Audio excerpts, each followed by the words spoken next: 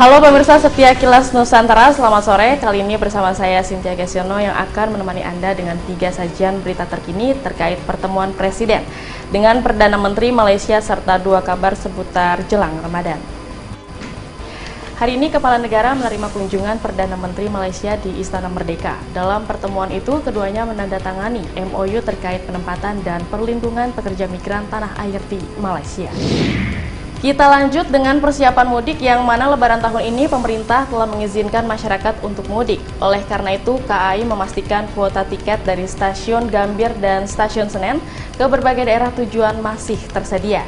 Masyarakat tak perlu khawatir lantaran masih ada 60% atau 145.000 tempat duduk untuk angkutan Lebaran. Dan pemirsa, sebagian besar masyarakat saat ini masih menunggu sidang isbat dari pemerintah, namun warga negeri Hila di Kabupaten Maluku Tengah telah menjalankan sholat tarawih dan mulai beribadah puasa pada Jumat hari ini.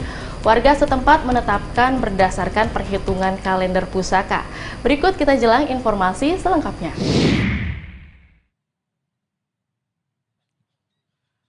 Presiden Republik Indonesia Joko Widodo menerima kunjungan Perdana Menteri Malaysia Datuk Seri Ismail Sabri Yaakob bersama para delegasinya pada Jumat 1 April di Istana Merdeka, Jakarta.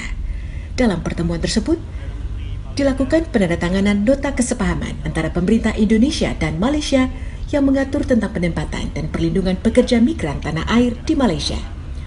Jokowi mengatakan MOU yang disepakati memuat aturan mengenai penggunaan One Channel System bagi seluruh proses penempatan, pemantauan, dan kepulangan para pekerja migran sehingga bisa termonitor dengan baik. Kerjasama serupa dapat dilanjutkan. Pekerja migran Indonesia telah berkontribusi banyak bagi pembangunan ekonomi di Malaysia. Sudah sewajarnya mereka mendapatkan hak dan perlindungan yang maksimal dari dua negara kita. Dengan kehadiran PM Sabri hari ini, saya yakin MOU ini dapat dilaksanakan dengan baik dan saya tidak ingin MOU ini hanya berhenti di atas kertas saja. Semua pihak harus menjalankan MOU ini dengan baik.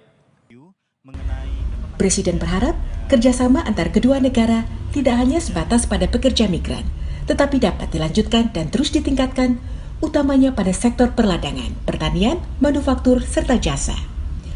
Dan yang tak kalah penting, jelas Jokowi, adalah kerjasama dalam upaya pencegahan dan penanganan kasus penyelundupan orang, termasuk dari sisi penegakan hukum yang nantinya akan diberlakukan. Dalam kesempatan tersebut, Kepala Negara juga mendorong agar penyelesaian negosiasi batas maritim dan darat dapat lebih diintensifkan, mengingat saat ini perbatasan antar kedua negara telah dibuka kembali. Tim Kantor Berita Antara mewartakan. Tidak adanya upacara resmi kenegaraan. Tiket kereta api pada masa angkutan Lebaran 1443 Hijriah dari Stasiun Gambir dan Pasar Senen, Jakarta masih tersedia.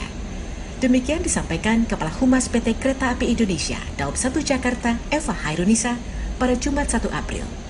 Masa angkutan Lebaran untuk perjalanan kereta api ditetapkan H-10 hingga H+10 Lebaran. Masa angkutan Lebaran untuk perjalanan kereta api ditetapkan H-10 hingga H+10 Lebaran atau 22 April hingga 13 Mei 2022. Pada periode tersebut, dari area Daob 1 Jakarta untuk perjalanan kereta api jarak jauh diprogramkan sekitar 57 perjalanan kereta api per hari dengan kapasitas tempat duduk yang disediakan rata-rata 32.028 per hari sesuai aturan dari pemerintah. Kapasitas yang ditetapkan untuk KA jarak jauh yaitu 100%. Kepala Humas PT Kereta Api Indonesia Daob 1 Jakarta menjelaskan, ketersediaan tempat duduk dari Daob 1 Jakarta ke berbagai rute perjalanan pada 31 Maret kemarin sudah terisi sebanyak 98.000 tempat duduk atau sebanyak 40% dari ketersediaan tempat duduk untuk perjalanan pada 22 April hingga 30 April. Adapun tanggal keberangkatan yang paling banyak dipilih masyarakat yaitu dari 28 April hingga 30 April 2022. Eva menyampaikan masyarakat tidak perlu khawatir karena masih tersedia sekitar 60% tempat duduk untuk periode perjalanan kereta api 22 April hingga 30 April atau sebanyak 145.000 tempat duduk.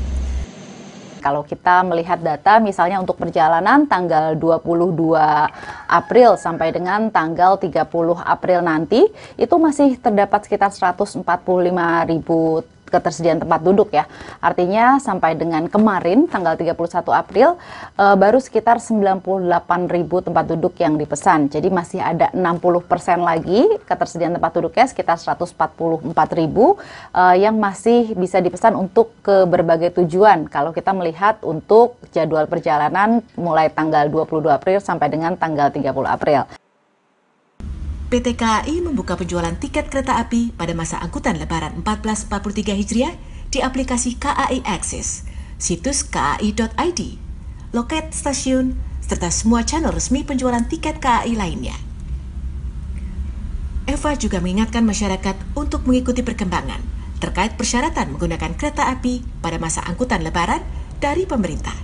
Karena menurutnya saat ini KAI masih menunggu peraturan resmi dan sosialisasi akan langsung dilakukan jika terdapat aturan baru yang diterbitkan pemerintah terkait perjalanan KA momen Lebaran. Tim Kantor Berita Antara mewartakan.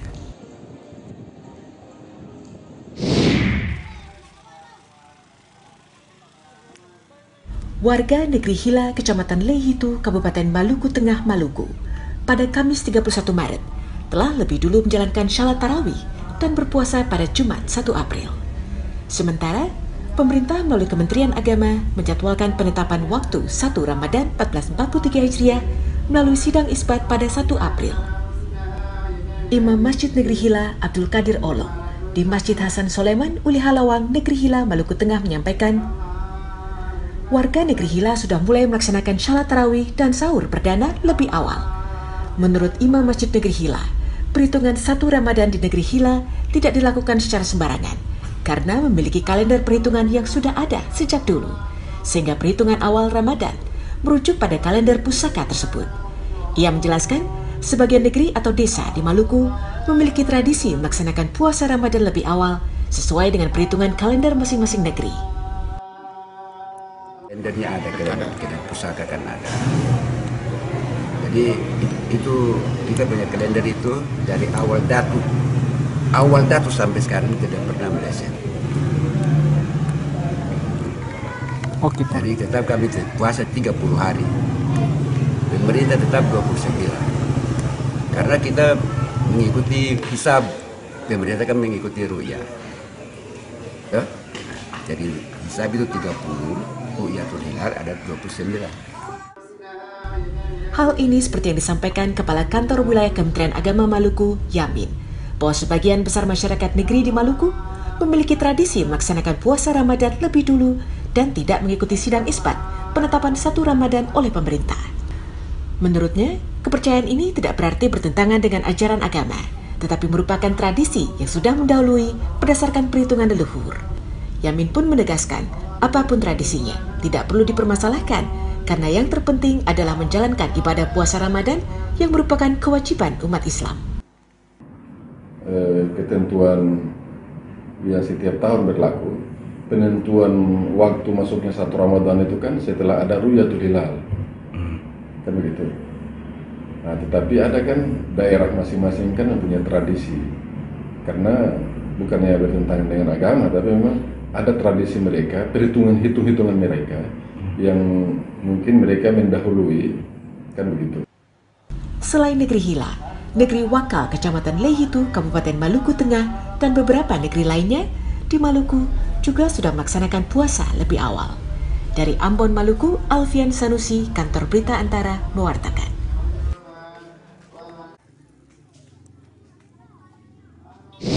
Pemirsa, simak informasi seputar jelang Ramadan lainnya yang dapat Anda pantau dengan menyaksikan berita terkini pada portal antaranews.com, kanal YouTube Antara TV Indonesia, dan program lainnya yang terdapat di saluran UC TV kami. Kami akan kembali pada Kilas Nusantara Malam dengan 3 berita lainnya yang akan tayang pada malam nanti pukul 20 waktu Indonesia Barat. Terima kasih dan sampai jumpa.